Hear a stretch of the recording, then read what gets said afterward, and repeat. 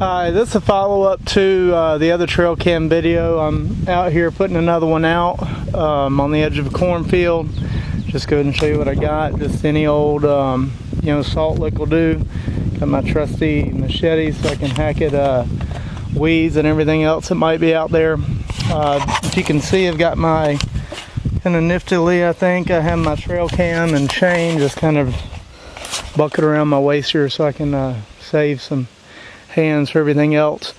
One thing you need to think about when doing trail cams, I really like this opening right here behind me. And it would have made some neat pictures overlooking some of the cornfield and stuff back there, but you can see there's a gas well over there and other things. And one thing with trail cams, even if it's your own property or private lease or whatever, I prefer to put them out of the way to where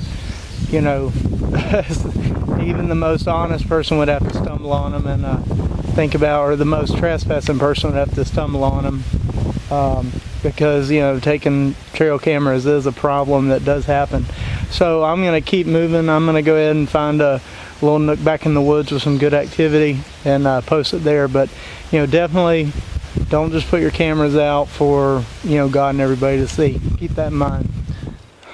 So I found definitely where I'm going to put the camera at. I've stumbled upon what looks like a natural, maybe a little wet spot. It stays a little wet, a little natural lick in here. I'll kind of show it to you. But this is perfect. This is just what I look for. Something that might be kind of wet, not too wet.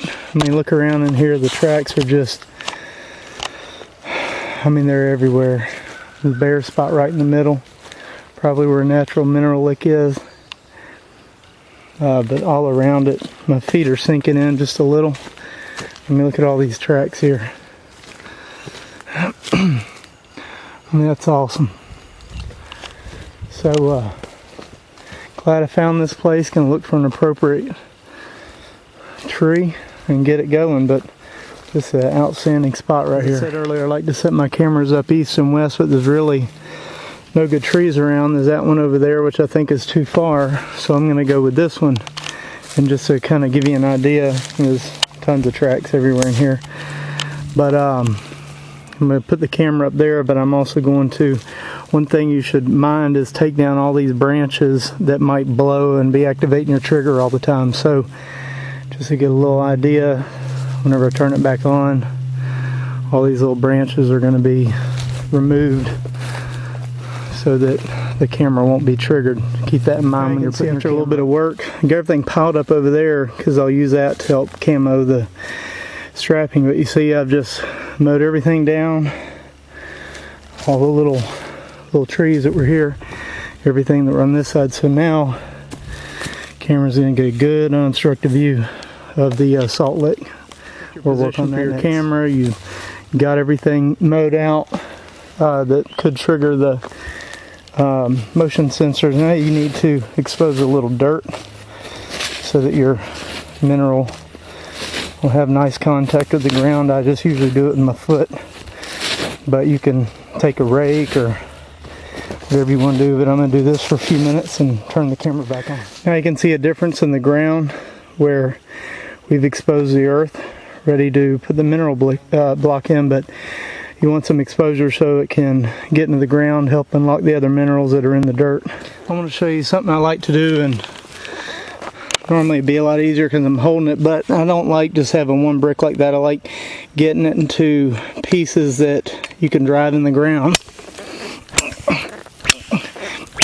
And also as you chip it like that, I think it breaks it down a little better. But normally I just have this up in my hand and it's pretty, but normally that's pretty easy to do, and I get it in a lot smaller pieces than that. But what you can do is now you can start, I think what's really important is getting them down in contact with the ground like that instead of just up. They'll grab them with their mouth, kick them around, they'll drag them all over the place, and then your lick will be all over, you know, it may not be as effective because you know, it's just scattered out everywhere. But anyway, I'm gonna chop it a little more and then get the camera. When it comes to security on these things, everybody's got a different method that they use. But kind of what I do, I don't know if you can see in there, but I have a chain, a cable lock with the code is on a metal tag right in there, tucked in the back. And then what I'll do is I'll take this lock and I'll put it on the side, and I'll show you how it's set up. That way, you know, no one can open it without the key, and then no one can get the code to the chain unless they first open the box. So I will, like I said, I will put this lock in the side. You can't open it, and then the code will be inside. That way I don't have to remember tons of different combinations. That would get very problematic. So I only need one key. Whenever I open the key, I see what my code is to that cable. Here's our finished product. Got the salt lick going next to probably a natural one. We cleaned up all the things that could possibly set the trigger off.